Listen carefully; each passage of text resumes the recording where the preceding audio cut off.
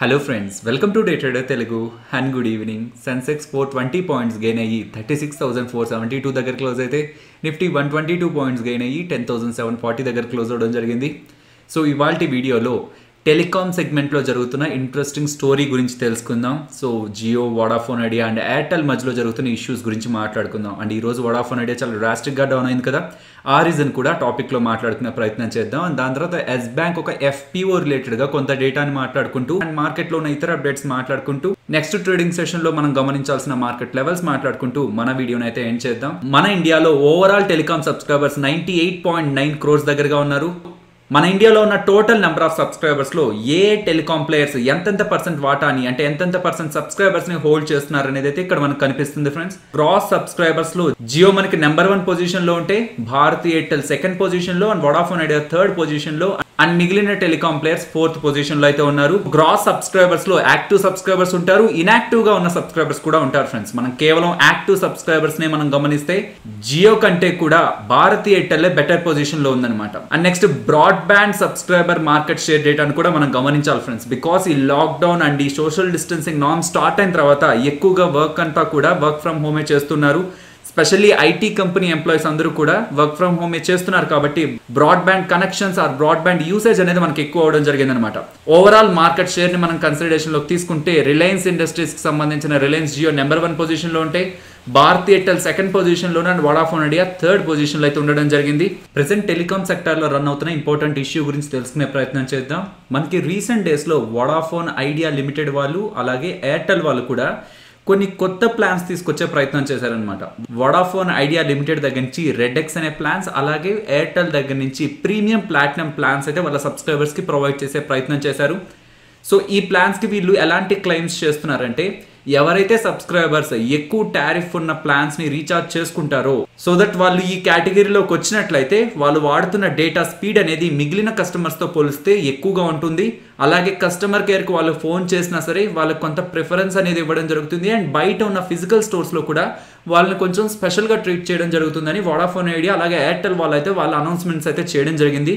July 8న Jio వాళ్ళు ఇలాంటి announcements చేయడం అనేది ఫెయిర్ కాదు. బికాస్ మీరు కొంతమందికి మాత్రమే డేటా స్పీడ్ని పెంచే ప్రయత్నం చేస్తే అది మిగిలిన సబ్స్క్రైబర్స్ని కూడా ఇంపాక్ట్ చేస్తుంది. వాళ్ళు తీసుకొస్తున్న ప్లాన్స్ ఇండియన్ టెలికాం ఇండస్ట్రీ ఒక రెగ్యులేటరీ ఫ్రేమ్వర్క్ కి సూట్ అవుతుందో లేదో చెక్ చేయండి అని చెప్పి టెలికాం రెగ్యులేటరీ అథారిటీ ఆఫ్ ఇండియాకి జియో వాళ్ళు జూలై 8th అయితే కంప్లైంట్ చేయడం జరిగింది. దీనికి సంబంధించి ట్రాయ్ వాళ్ళు రెస్పాండ్ అవుతూ July 11th Airtel and Vodafone ఐడియాకి మీరు తీసుకురావాలనుకుంటున్న ఈ ప్రీమియం ప్లాన్స్ని కొంత హోల్డ్ చేయండి బికాస్ మేము ఈ ప్లాన్స్ని చెక్ చేస్తున్నాం. సో చెక్ చేసి మీకు ఫైనల్ అప్డేట్ అనేది ఇస్తామని ట్రాయ్ వాళ్ళు అయితే వీళ్ళ ప్లాన్స్ని కొంత ఆపడం జరిగిందనమాట. Telecom regulatory authority of India వాళ్ళు వీళ్ళకి సంబంధించిన ప్రీమియం ప్లాటినం ప్లాన్స్ని చెక్ చేసిన తర్వాత వీళ్ళు యాక్సెప్ట్ చేసిన తర్వాతే మేము మా కస్టమర్స్కి అందిస్తామని ఎయిర్టెల్ యాక్సెప్ట్ చేస్తే సో మేము తీసుకురావాలనుకుంటున్న ప్లాన్ని జియో వాళ్ళు ఇచ్చిన కంప్లైంట్తో ట్రాయ్ వాళ్ళు ఆపేశారు.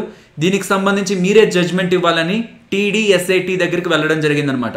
TDSAT అంటే telecom dispute settlement and appellate tribunal అనమాట.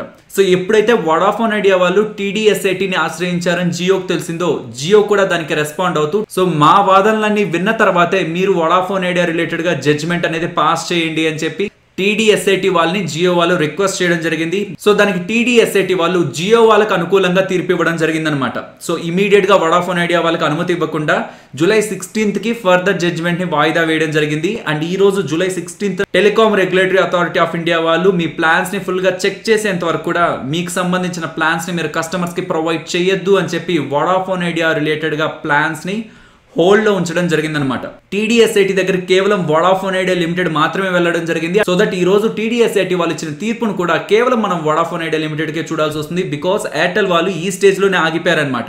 సో ఈ రోజు వచ్చిన ఈ నెగిటివ్ అప్డేట్ అనేది స్టాక్ ప్రైస్ ని కూడా ఇంట్రాడే సెషన్స్ లో ఇంపాక్ట్ చేయడం అయితే జరిగింది. ఇంకొక ఇంపార్టెంట్ జడ్జ్మెంట్ కూడా మనకి పెండింగ్ లో ఉంది. జూలై 3rd వీక్ మనకి టెలికాం కంపెనీస్ రిలేటెడ్గా స్పెషల్లీ భారతీ ఎయిర్టెల్ వోడాఫోన్ ఐడియా రిలేటెడ్గా సుప్రీంకోర్టు అయితే అడ్జస్టెడ్ గ్రాస్ రెవెన్యూస్ రిలేటెడ్గా ఒక జడ్జ్మెంట్ అయితే పాస్ చేయబోతుంది.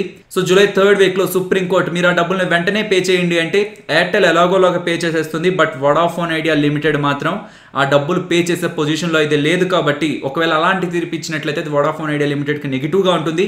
ఒకవేళ అలా కాకుండా రానున్న 10 years ఆ 20 years టైం ఇస్తూ మీరు ఈ లోపు మంచిగా రెవెన్యూస్ జనరేట్ చేసుకుంటూ over a period of time మీరు కట్టాల్సిన డబ్బులు, గవర్నమెంట్ కట్టాల్సిన డబ్బులు కట్టండి అని చెప్పి ఒకవేళ తీర్పు ఇచ్చినట్లయితే అది వోడాఫోన్ ఐడియా లిమిటెడ్ కి పాజిటివ్ గా అయితే ఉంటుంది.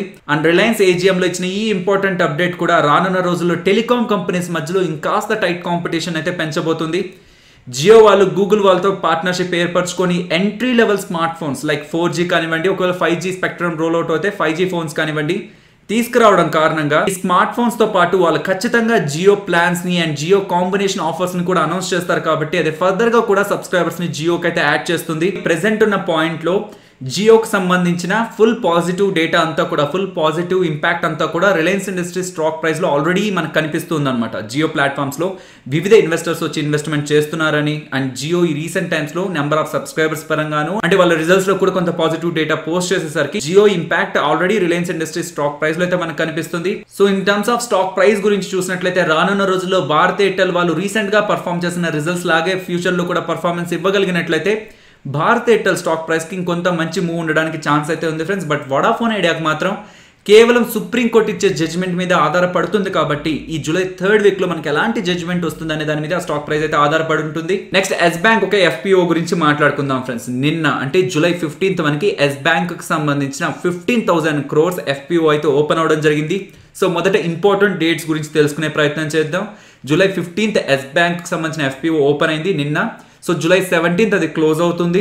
జూలై 22nd మనకి ఫైనలైజేషన్ జరుగుతుంది అనమాట. అండ్ జూలై 24th ఆ FPO రిలేటెడ్ ఉన్న షేర్స్ మీ డీమ్యాట్ అకౌంట్ లో యాడ్ అవుతాయి. జూలై 27న మీరు ఆ షేర్స్ అయితే సెల్ చేసుకోవచ్చు ఫ్రెండ్స్. సో మీరు ఒకవేళ అప్లికేషన్ వేసినట్లయితే ఫైనల్ గా మీరు ఆ షేర్స్ ని సెల్ చేసే రోజు అయితే జూలై 27 అవుతుంది. సో ప్రెసెంట్ ఉన్న సబ్స్క్రిప్షన్ డేటాను చూస్తే ఈ ఓవరాల్ FPO 0.47 టైమ్స్ సబ్స్క్రైబ్ అవ్వడం జరిగింది. అంటే 47% సబ్స్క్రైబ్ అయితే అవ్వడం జరిగింది friends. So present 19 rupees around ఉంది కాబట్టి మనకి 12 to 13 రూపీస్ లోనే వాళ్ళు మనకి FPO వదులుతున్నారు. కాబట్టి మనం ఆ ప్రైస్ లో అప్లై చేసి మార్కెట్ లో సెల్ చేస్తే మంచి అడ్వాంటేజ్ ఉంటుంది కదా. సో దీంట్లో మనం పార్టిసిపేట్ చేయొచ్చా, ఎక్కువగా ఇన్వాల్వ్ అవ్వచ్చు అనే క్వశ్చన్స్ కూడా కామన్ సెక్షన్ లో and most of the areas లో కూడా డిస్కషన్స్ లో అయితే ఉన్నాయి.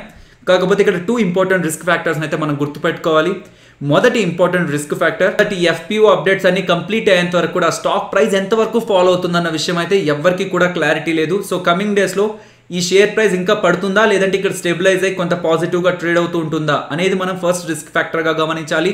సెకండ్ ఇంపార్టెంట్ రిస్క్ ఫ్యాక్టర్, ఎవరైతే ఈ ఎస్ బ్యాంక్ కి సంబంధించిన FPO అప్లై చేస్తున్నారో ఎస్ బ్యాంక్ ని లాంగ్ టర్మ్ వ్యూలో చూసి అది వాళ్ళ డీమ్యాట్ అకౌంట్ లోనే ఉంచుకొని రానున్న రోజుల్లో అది మంచి ప్రాఫిటబుల్ అయ్యాక సెల్ చేసుకుందాం అనే ఒపీనియన్ ఉంటే పర్లేదు. కానీ కేవలం 12 to 13 రూపీస్లో అమ్ముతున్నారు. ప్రెసెంట్ 19 రూపీస్లో కరెంట్ మార్కెట్ ప్రైస్ ఉంది.